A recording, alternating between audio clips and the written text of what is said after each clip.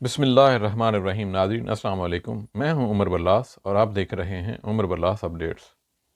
ناظرین، آج کی شخصیت ہے حضرت عبداللہ بن مسعود رضی اللہ تعالی عنہ۔ آپ کا نام عبداللہ اور کنیت ابو عبد الرحمن تھی۔ والد کا نام مسعود تھا اور والدہ کا نام عبد رضی اللہ تعالی عنہ، اس لیے آپ ابن عبد کے نام سے بھی مشہور ہیں۔ ناظرین، عرب کا دستور تھا کہ لڑکوں کو روزانہ بھیڑ بکریاں چرانے کے لیے بھیج دیا جاتا تھا۔ حضرت عبداللہ بن مسعود رضی اللہ عنہ کو بھی لڑکپن میں ہی یہی ذمہ داری سونپی گئی۔ ایک دن آپ عقبہ بن ابی معیط کی بکریاں چرا رہے تھے کہ سرور کائنات صلی اللہ علیہ وسلم اپنے رفیق حضرت ابو بکر رضی اللہ عنہ کے ساتھ ادھر سے گزرے۔ حضرت ابو بکر رضی اللہ عنہ نے دریافت کیا، صاحبزادے، تمہارے پاس کچھ دودھ تو ہے تو ہماری پیاس بجھاؤ۔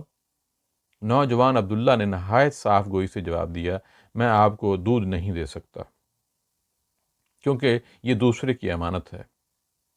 ناظرین، یہ اس معاشرے میں بسنے والے نوجوان کا جواب تھا جس میں چاروں طرف سے گمراہی کے اندھیرے پھیلے ہوئے تھے، لیکن زمین و آسمان کے پیدا کرنے والے نے اس نوجوان کو وہ پاکیزہ نفس عطا کیا تھا کہ جو اسے برائی اور بھلائی میں تمیز کرنا سکھاتا تھا۔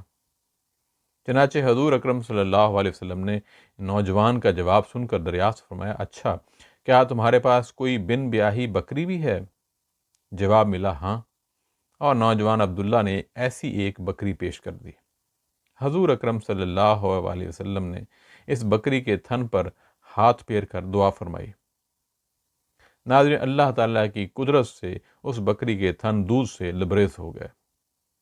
حضرت ابو بکر رضی اللہ تعالی عنہ نے اسے دوہا تو اس قدر دودھ نکلا کہ تینوں افراد نے سیر ہو کر پیا۔ رسول کریم صلی اللہ علیہ وآلہ وسلم نے بکری کے تھن کو حکم دیا، خشک ہو جا۔ تھن اپنی اصلی حالت پر واپس چلے گئے۔ یہ معجزہ دیکھ کر نوجوان عبداللہ حیرت زدہ رہ گئے۔ رسول اقدس صلی اللہ علیہ وسلم کی مسحور کن شخصیت نے انہیں اسیر کر لیا۔ عرض کیا، مجھے مؤثر کلام کی تعلیم دیجیے۔ حضور نے شفقت سے ان کے سر پر ہاتھ پھیرا اور فرمایا، تم تعلیم یافتہ بچے ہو۔ یہی وہ مبارک دن تھا جب رسول عربی صلی اللہ علیہ وآلہ وسلم نے نوجوان عبداللہ کو اپنے شاگردوں کی صف میں شامل فرمایا اور اپنے خادم خاص کا مرتبہ دیا۔ خود اس پاکیزہ صفت نوجوان کی تربیت کی، 70 صورتوں کی خود تعلیم دی۔ جس نے اللہ کے حبیب صلی اللہ علیہ وسلم کی علم سے دولت پائی ہو، اس کا کیا پوچھنا۔ چنانچہ حضرت عبداللہ بن مسعود ان عظیم المرتبت صحابہ کرام میں سے ہیں جو علم و فضل کے اعتبار سے امام تسلیم کیے گئے۔ جب اس 20 سالہ نوجوان کی زبان پر کلمہ شہادت جاری ہوا تو اسلام کو بحیثیت دین قبول کرنے والوں کی تعداد روئے زمین پر بہت تھوڑی تھی، اور دنیا اس بات سے بے خبر تھی کہ یہ صرف چند برس میں یہ نیا دین کتنی بڑی قوت بن جائے گا۔ حضرت عبداللہ بن مسعود بجا طور پر اس بات پر فخر کرتے تھے کہ انہیں اسلام لانے والے چھٹے فرد کا اعزاز نصیب ہوا، اور حقیقت تو یہ ہے کہ صرف یہی اعزاز حضرت عبداللہ بن مسعود کے لیے سرمایہ افتخار نہیں، بلکہ اللہ تعالیٰ نے انہیں اور بھی کئی امتیازات سے نوازا ہے۔ حضرت عبداللہ بن مسعود وہ خوش نصیب ہیں جنہیں رسول پاک صلی اللہ علیہ وسلم کے تکیے، جنگ کا سامان اور جوتوں کی نگرانی کی سعادت نصیب ہوئی۔ حضور اکرم صلی اللہ علیہ وسلم کے لیے مسواک کا اہتمام کرنا بھی آپ ہی کے فرائض میں داخل تھا۔ سواری کے موقع پر کجاوا کستے اور عصا لے کر حضور صلی اللہ علیہ وسلم کے آگے آگے چلتے۔ آپ اور آپ کی والدہ محترمہ عبد کو حضور اکرم صلی اللہ علیہ وسلم کا اس قدر قرب حاصل تھا کہ جب حضرت ابو موسیٰ اشعری رضی اللہ عنہ یمن سے مدینہ آئے اور انہوں نے حضرت عبداللہ بن مسعود رضی اللہ عنہ کو حضور صلی اللہ علیہ وسلم کے پاس بار بار جاتے دیکھا تو ایک عرصے تک وہ حضرت عبداللہ بن مسعود کو حضور اکرم صلی اللہ علیہ وسلم کے خاندان کا ہی ایک فرد سمجھتے رہے۔ حضرت ابو موسیٰ اشعری خود فرماتے ہیں کہ حضرت عبداللہ کو ان موقعوں پر بھی حضور اکرم صلی اللہ علیہ وسلم کی خدمت میں حاضری کی اجازت تھی جب دیگر صحابہ کرام کو روک دیا جاتا تھا۔ حضرت عبداللہ بن مسعود میں علم دین حاصل کرنے کی تڑپ تھی، دن رات حضور صلی اللہ علیہ وآلہ وسلم کی خدمت میں حاضری دیتے اور آپ صلی اللہ علیہ وسلم کی زبان مبارک سے نکلے ہوئے علم و معرفت کے موتی سمیٹ لیتے۔ علم دین کی حصول کی تڑپ اور حضرت عبداللہ بن مسعود رضی اللہ عنہ کی فہم و فراست کا نتیجہ یہ ہے کہ کلام پاک کی تفسیر بیان کرنے میں آپ کا بہت بلند مقام ہے۔ آپ کی بیان کردہ تفاسیر مختلف کتابوں میں شامل ہیں، انہیں اگر جمع کیا جائے تو ایک مکمل کتاب تیار ہو سکتی ہے۔ ناظرین، احادیث کی مستند کتب میں آپ سے 848 احادیث روایت کی گئی ہیں۔ آپ کا شمار ان بلند پایہ صحابہ کرام میں ہوتا ہے جو فقہ کے بانی سمجھے جاتے ہیں۔ ناظرین، حضرت عبداللہ بن مسعود رضی اللہ عنہ کو یہ شرف بھی حاصل ہے کہ وہ ان 4 صحابہ کرام میں شامل ہیں جن کے متعلق رسول پاک صلی اللہ علیہ وآلہ وسلم نے فرمایا کہ قرآن کریم 4 آدمیوں سے حاصل کرو۔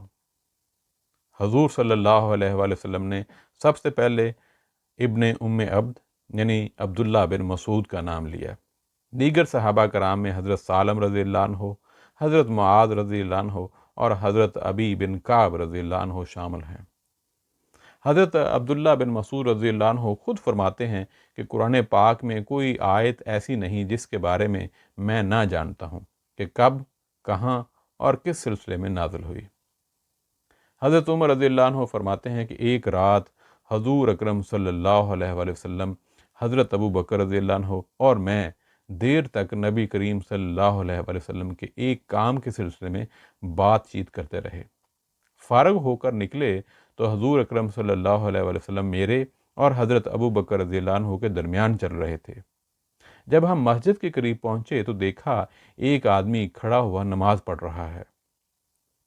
حضور اکرم صلی اللہ علیہ وسلم کھڑے ہو گئے اور کان لگا کر سننے لگے۔ میں نے عرض کیا، اے اللہ کے رسول، آپ رک گئے؟ آپ نے ہاتھ کے اشارے سے خاموش رہنے کا اشارہ کیا۔ اس آدمی نے قرأت کے بعد رکوع کیا، سجدے کیے اور دعا میں مشغول ہو گیا۔ حضور اکرم صلی اللہ علیہ وسلم نے اس سے فرمایا، تم مانگو، اللہ تعالیٰ تمہیں عطا فرمائیں گے۔ یہ بات آپ نے دوبارہ فرمائی۔ پھر آپ صلی اللہ علیہ وسلم نے فرمایا، جس شخص کو یہ بات پسند ہو کہ وہ قرآن کریم کو اس طرح پڑھے جس طرح نازل ہوا ہے تو وہ ابن ام عبد یعنی عبداللہ بن مسعود کی طرح پڑھے۔ حضرت عمر رضی اللہ تعالیٰ عنہ فرماتے ہیں کہ اس طرح میں نے اور حضرت ابو بکر رضی اللہ عنہ نے سمجھ لیا کہ یہ شخص حضرت عبداللہ بن مسعود ہیں۔ جب صبح ہوئی تو میں حضرت عبداللہ بن مسعود کے پاس پہنچا تاکہ انہیں حضور اکرم صلی اللہ علیہ وسلم کی جانب سے دی گئی بشارت سے آگاہ کروں، لیکن عبداللہ بن مسعود نے مجھے بتایا کہ ابو بکر رضی اللہ عنہ پہلے ہی یہ خوشخبری ان تک پہنچا چکے ہیں، اور ابو بکر رضی اللہ عنہ نے جب آ کر عبداللہ رضی اللہ عنہ بن مسعود کو مبارکباد دی تو یہ بھی پوچھا کہ آپ نے کیا دعا مانگی؟ جواب ملا، میں نے دعا مانگی، اے اللہ مجھے ایسا ایمان عطا فرما جس میں کبھی جنبش نہ ہو، ایسی نعمت دے جو کبھی ختم نہ ہو، اور جنت میں حضور اکرم صلی اللہ علیہ وآلہ وسلم کی رفاقت عطا فرما۔ حضرت عبداللہ بن مسعود کو تلاوت کلام پاک کا بہت شوق تھا۔ تنہائی میں اکثر قرآن پاک پڑھا کرتے تھے۔ آپ فرماتے ہیں، ایک بار حضور اکرم صلی اللہ علیہ وسلم نے فرمایا، مجھے سورہ نساء پڑھ کر سناؤ۔ میں نے عرض کیا، یا رسول اللہ صلی اللہ علیہ وسلم، قرآن تو آپ پر نازل ہوا ہے اور آپ کو میں سناؤں؟ ارشاد ہوا، کیوں نہیں، لیکن میں چاہتا ہوں کہ کوئی قرآن پڑھے اور میں سنوں۔ میں نے حکم کی تعمیل کی۔ جب اس آیت پر پہنچا جس کا ناظرین ترجمہ یہ ہے، بھلا اس دن کیا حال ہوگا جب ہم ہر امت میں سے ایک گواہ کو بلائیں گے اور تم کو ان پر گواہ بنائیں گے۔ یہ ناظرین سورہ نساء کی آیت 41 ہے۔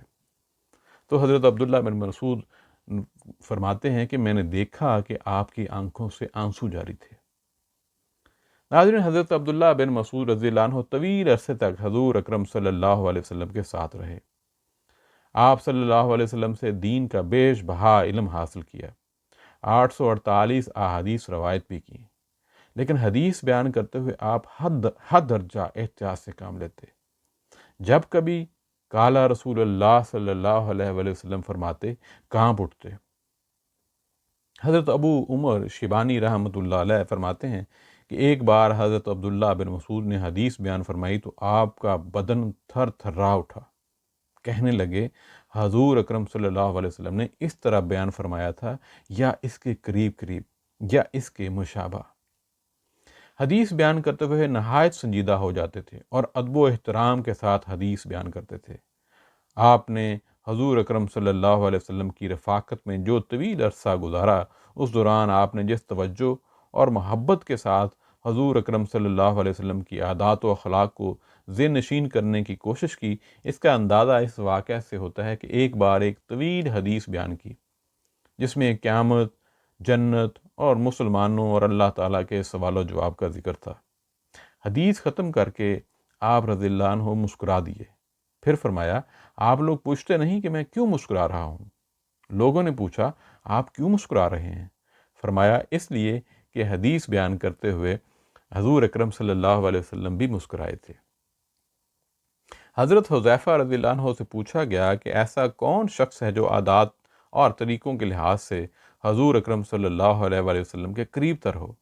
جواب ملا سب سے زیادہ حضرت عبداللہ بن مسعود۔ حضرت صلی اللہ علیہ وسلم کی ہدایت، حسن اخلاق اور طور طریقوں کے پابند تھے۔ ناظرین، جیسا ہم پہلے بات کر چکے ہیں کہ حضرت عبداللہ بن مسعود کا فقہ میں بہت بلند مقام ہے اور فقہ حنفی کی عمارت آپ ہی کے بتائے ہوئے اصولوں پر تعمیر ہوئی ہے۔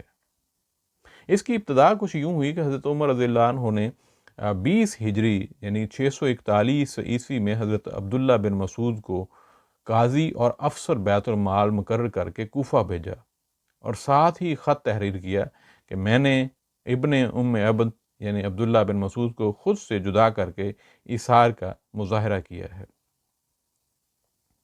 ناظرین، مسلمانوں کو تعلیم دینے اور کوفہ کے گورنر کی وزارت کے فرائض بھی آپ کے سپرد تھے۔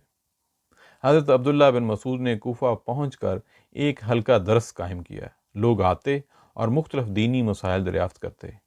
یہ حلقہ وسیع ہوتا گیا حتیٰ کہ پورا خطہ عراق فقہ میں حضرت عبداللہ بن مسعود کا پیروکار ہو گیا۔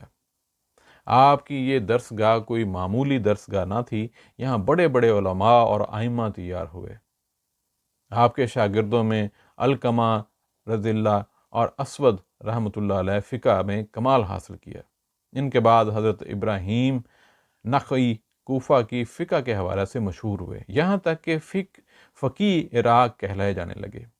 ان کے پاس حضرت عبداللہ بن مسعود رضی اللہ عنہ کے فتاویٰ کا بڑا ذخیرہ تھا جو انہیں حفظ بھی تھا۔ یہ ذخیرہ ان سے حضرت حماد رحمۃ اللہ علیہ تک پہنچا اور اس کے بعد پھر حضرت حماد سے علم کا یہ بیش قیمت خزانہ حضرت امام ابو حنیفہ تک پہنچا۔ امام ابو حنیفہ رحمۃ اللہ علیہ نے اپنی فہم و فراست اور قوت اجتہاد سے اس فقہ کو اس قدر وسعت دی کہ آج مسلمانوں کی اکثریت اس فقہ پر کاربند ہے۔ ناظرین، حضرت عبداللہ بن مسعود کے دیگر شاگردوں میں مسروق رحمۃ اللہ علیہ، عبیدہ رحمۃ اللہ علیہ، حارث رحمۃ اللہ علیہ، قاضی شریح رحمۃ اللہ علیہ اور ابو وائل رحمۃ اللہ علیہ جنہوں نے بہت نام پایا۔ حضرت علقمہ رحمۃ اللہ علیہ تو آپ کے طور طریقوں کے اس قدر پابند تھے کہ لوگوں کا کہنا تھا کہ جس نے علقمہ کو دیکھ لیا اس نے عبداللہ بن مسعود کو دیکھ لیا۔ حضرت عبداللہ بن مسعود رضی اللہ عنہ کی تقریر مختصر، جامع اور بے حد مؤثر ہوتی تھی۔ اس کی اثر آفرینی کا اندازہ اس بات سے لگائیے کہ لوگ آپ کے مکان سے نکلنے کے منتظر رہتے تھے تاکہ آپ آئیں تو آپ سے علم حاصل کیا جائے۔ تقریر میں عموماً توحید، نماز باجماعت اور خوف خدا کی تلقین فرماتے۔ تقریر کے دوران واقعات اور تمثیلات کا حوالہ بھی دیتے۔ لوگوں کے شوق کے باوجود آپ رضی اللہ عنہ زیادہ وعظ و نصیحت سے ہمیشہ گریز کرتے تھے۔ حضرت عبداللہ بن مسعود رضی اللہ عنہ نے فقہ کے ایک اہم رکن قیاس کو بھی تقویت دی اور ایسے کئی قواعد مقرر کر دیے جو آج علم اصول فقہ کی بنیاد ہیں۔ ناظرین، حضرت عمر رضی اللہ عنہ جب بھی حضرت عبداللہ بن مسعود کو دیکھتے تو چہرہ حشاش بشاش ہو جاتا۔ فرماتے ایک ظرف ہے جو علم سے بھرا ہوا ہے۔ ایک بار حضرت علی رضی اللہ عنہ سے کوفے کے چند افراد نے حضرت عبداللہ بن مسعود رضی اللہ عنہ کے تقوی، حسن خلق اور علم کی تعریف کی۔ حضرت علی رضی اللہ عنہ نے پوچھا، کیا آپ یہ باتیں سچے دل سے کر رہے ہیں؟ جواب ملا، جی ہاں۔ حضرت علی رضی اللہ عنہ نے فرمایا، آپ لوگوں نے حضرت عبداللہ بن مسعود رضی اللہ عنہ کی جو کچھ تعریف کی ہے، میں ان کو اس سے بھی بہتر خیال کرتا ہوں۔ امام محمد رحمۃ اللہ علیہ فرماتے ہیں کہ صحابہ کرام میں سے 6 اصحاب مجتہد سمجھے جاتے تھے۔ وہ فقہ کے مسائل میں بحث و مذاکرہ کرتے رہتے تھے۔ حضرت علی، ابی بن کعب اور حضرت ابو موسیٰ اشعری ایک ساتھ، اور حضرت عمر، حضرت زید بن ثابت اور حضرت عبداللہ بن مسعود ایک ساتھ ایک دوسرے سے استفادہ کرتے تھے۔ یہی وجہ ہے کہ ان کے مسائل آپس میں ملتے جلتے ہیں۔ آپ رضی اللہ عنہ نے جہاں علم کے شعبے میں اپنی فراست کا لوہا منوایا، وہیں جنگ و جدل کے میدان میں بھی جرأت و بہادری کی ناقابل فراموش مثالیں قائم کی۔ آپ کے ایمان کی قوت اور بے خوفی کا اندازہ اس واقعے سے لگایا جا سکتا ہے کہ جب صرف چند صحابہ کرام ایمان لائے تھے اور حضور اقدس صلی اللہ علیہ وسلم کے سوا کسی کو بلند آواز میں کلام پاک پڑھتے نہیں سنا گیا تھا، حضرت عبداللہ بن مسعود رضی اللہ عنہ فوراً آگے بڑھے اور قریش کو قرآن پاک سنانے کے لیے تیار ہو گئے تھے۔ آپ کے ساتھیوں نے منع کیا کہ آپ کا خود کو خطرے میں ڈالنا مناسب نہیں ہے۔ یہ کام تو ایسے شخص کو کرنا چاہیے جس کا خاندان بڑا ہو تاکہ مشرکین سے اس کی حفاظت ہو سکے۔ لیکن حضرت عبداللہ بن مسعود کا جواب تھا، مجھے چھوڑ دیجئے، اللہ میری حفاظت کرے گا۔ ناظرین، دوسرے دن جب مشرکین مکہ خانہ کعبہ میں جمع ہوئے تو حضرت عبداللہ بن مسعود وہاں پہنچے اور آپ رضی اللہ عنہ نے بسم اللہ الرحمن الرحیم پڑھ کر بلند آواز میں قرآن پاک کی تلاوت شروع کر دی۔ پہل تو لوگوں کی سمجھ میں نہ آیا کہ آپ کیا پڑھ رہے ہیں۔ وہ تعجب کے ساتھ سننے لگے۔ پھر ایک طرف سے کسی نے کہا، ارے محمد پر جو کتاب اتری ہے وہی پڑھ رہے ہیں۔ یہ آواز آنی تھی کہ کفار بپھر گئے، چاروں طرف سے لوگ آپ پر ٹوٹ پڑے۔ آپ رضی اللہ عنہ کو اس قدر مارا پیٹا کہ چہرے پر ورم آ گیا۔ حضرت عبداللہ بن مسعود رضی اللہ عنہ واپس لوٹے تو آپ کے ساتھیوں نے کہا، دیکھا، اس لیے ہم تمہیں جانے نہ دیتے تھے۔ حضرت عبداللہ نے کمال بے خوفی سے کہا، اللہ کی قسم، اللہ کے دشمن آج سے زیادہ میری نظر میں کبھی ذلیل نہ تھے۔ اگر آپ چاہیں تو میں کل پھر اسی طرح ان کی مجمع میں جا کر انہیں قرآن پاک سناؤں۔ صحابہ کرام نے کہا، بس جانے بھی دو، اتنا ہی کافی ہے۔ وہ جس چیز کا سننا پسند نہ کرتے تھے، اس کو تم نے بلند آواز سے ان کے کانوں تک پہنچا دیا۔ آپ رضی اللہ عنہ تمام اہم جنگوں میں شریک رہے۔ بدر کا معرکہ ہو یا احد کا میدان، غزوہ خندق ہو یا حدیبیہ کا مرحلہ، غزوہ خیبر یا فتح مکہ، تمام مواقع پر حضور اکرم صلی اللہ علیہ وآلہ وسلم کے شانہ بشانہ داد شجاعت دی۔ مکہ سے واپسی پر غزوہ حنین پیش آیا۔ حضرت عبداللہ رضی اللہ عنہ خود فرماتے ہیں کہ مشرکین نے اس طرح حملہ کیا کہ مسلمان منتشر ہو گئے۔ 10,000 میں سے صرف 80 اصحاب رسول کریم صلی اللہ علیہ وسلم کے گرد جمع ہو گئے۔ ہم لوگ تقریباً 80 قدم پسپا ہوئے، لیکن پھر ہم نے قدم جما لیے۔ حضور اکرم صلی اللہ علیہ وسلم اپنے گھوڑے کو آگے بڑھاتے لیکن وہ پیچھے ہٹتا۔ اس حالت میں ایک بار آپ صلی اللہ علیہ وسلم ذرا جھکے تو میں نے پکار کر کہا، آپ صلی اللہ علیہ وسلم سر بلند رہیں، اللہ نے آپ کو رفعت بخشی ہے۔ رسول اللہ نے مجھے حکم دیا، مجھے ایک مٹھی خاک اٹھا کر دو۔ میں نے خاک اٹھا کر دی۔ آپ صلی اللہ علیہ وسلم نے وہ خاک دشمنوں کی طرف پھینک دی۔ پھر فرمایا، مہاجرین اور انصار کہاں ہیں؟ میں نے اشارے سے بتایا تو وہ حکم ہوا کہ انہیں آواز دے کر بلاؤ۔ میں نے چیخ کر مہاجرین اور انصار کو بلایا تو یکا جک سب پلٹ پڑے اور مشرکین پر ٹوٹ پڑے۔ ذرا دیر میں پانسا پلٹ گیا اور مشرکین کو ہم نے بھاگتے ہوئے دیکھا۔ ناظرین، غزوہ تبوک کے زمانے میں مسلمانوں کا لشکر راستے میں ایک جگہ ٹھہر گیا۔ حضور اکرم صلی اللہ علیہ وسلم کے لیے مسواک کا اہتمام کرنا بھی حضرت عبداللہ بن مسعود کے ذمہ تھا، چنانچہ وہ مسواک کاٹنے کے لیے پیلو کے درخت پر چڑھ گئے۔ آپ کی ٹانگیں نہایت دبلی پتلی تھیں، لوگوں نے دیکھا تو ہنس پڑے۔ حضور اکرم صلی اللہ علیہ وسلم نے دریافت فرمایا کہ کیوں ہنس رہے ہیں؟ لوگوں نے بتایا، حضرت عبداللہ رضی اللہ عنہ کی پتلی ٹانگیں دیکھ کر ہنسی آ گئی۔ حضور اکرم صلی اللہ علیہ وسلم نے فرمایا، یہ ٹانگیں جو تمہیں اس وقت انتہائی کمزور اور ہلکی دکھائی دے رہی ہیں، قیامت کے روز میزان میں احد کے پہاڑ سے بھی زیادہ باری ہوں گی۔ ناظرین، کوفے میں آپ کی بحیثیت قاضی اور افسر بیت المال 10 سال تک مقیم رہے۔ اس دوران گورنر تبدیل ہوئے، لیکن آپ رضی اللہ عنہ سے کسی کو کوئی شکایت نہ ہوئی۔ کوفے کی وسعت اور موصول ہونے والے محصولات کی کثرت کے اعتبار سے یہاں کا بیت المال بہت اہمیت کا حامل تھا۔ یہ فوجی مرکز تھا، ہزاروں سپاہیوں کی تنخواہیں مقرر تھیں، لاکھوں کے وظائف جاری ہوتے تھے۔ خراسان، ترکستان اور آرمینیا پر فوج کشی کے مصارف ادا کیے جاتے تھے۔ حضرت عبداللہ بن مسعود رضی اللہ عنہ نے نہایت محنت اور توجہ کے ساتھ اس بھاری ذمہ داری کو نبھایا۔ ایک بار کوفہ کے گورنر ولید بن عقبہ کو نماز کے لیے پہنچنے میں تاخیر ہو گئی۔ حضرت عبداللہ بن مسعود رضی اللہ عنہ نے انتظار نہیں کیا اور نماز پڑھا دی۔ ولید ناراض ہوئے اور انہوں نے پیغام بھجوایا، آپ نے ایسا کیوں کیا؟ کیا یہ امیر المومنین کا حکم ہے یا آپ کی اپنی ایجاد ہے؟ جواب ملا، نہ تو امیر المومنین کا حکم ہے نہ اپنی ایجاد، البتہ اللہ کو یہ ناپسند ہے کہ آپ اپنے مشاغل میں مصروف رہیں اور لوگ نماز کے لیے آپ کے منتظر رہیں۔ ناظرین، حضرت تمیم بن حرام رحمۃ اللہ علیہ فرماتے ہیں، مجھے اکثر اصحاب رسول کی ہم نشینی کا فخر حاصل ہے۔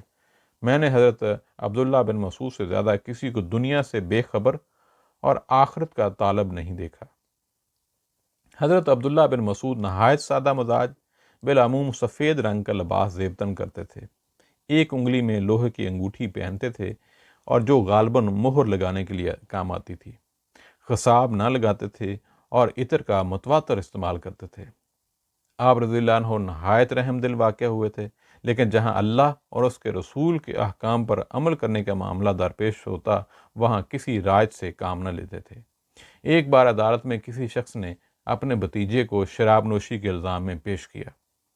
حضرت عبداللہ بن مسعود رضی اللہ عنہ نے تحقیقات کروائی تو الزام درست ثابت ہوا۔ آپ رضی اللہ عنہ نے مجرم کو سزا دینے کا حکم دیا۔ جب کوڑے پڑنے لگے تو وہی شخص جو اپنے بھتیجے کو عدالت میں پکڑ کر لایا تھا، اب آپ کی منت سماجت کرنے لگا کہ اسے چھوڑ دیجیے، اس سے اپنے بھتیجے کی حالت دیکھی نہ جا رہی تھی۔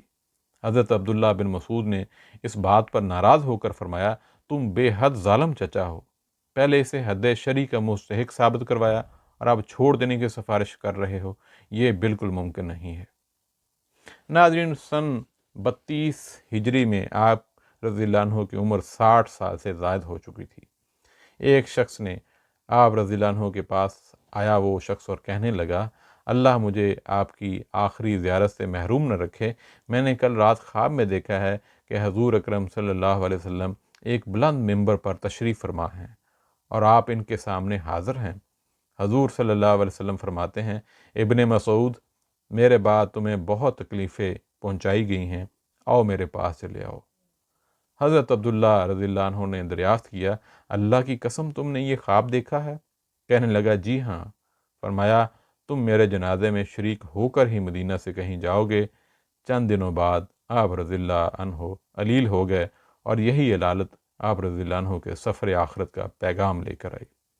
حضرت عثمان رضی اللہ عنہ نے آپ کی نماز جنازہ پڑھائی اور جنت البقیع میں صحابی رسول حضرت عثمان بن مظعون رضی اللہ عنہ کے پہلو میں آپ کو سپرد خاک کر دیا گیا۔ ناظرین، آج اتنا ہی۔ اللہ تعالی ہمیں ان صحابہ کرام کی نقش قدم پر چلنے کی توفیق عطا فرمائے۔ اپنا خیال رکھیے گا، انشاءاللہ پہ کسی اور دن کسی اور موضوع کے ساتھ حاضر ہوں گے۔ اللہ حافظ، السلام علیکم۔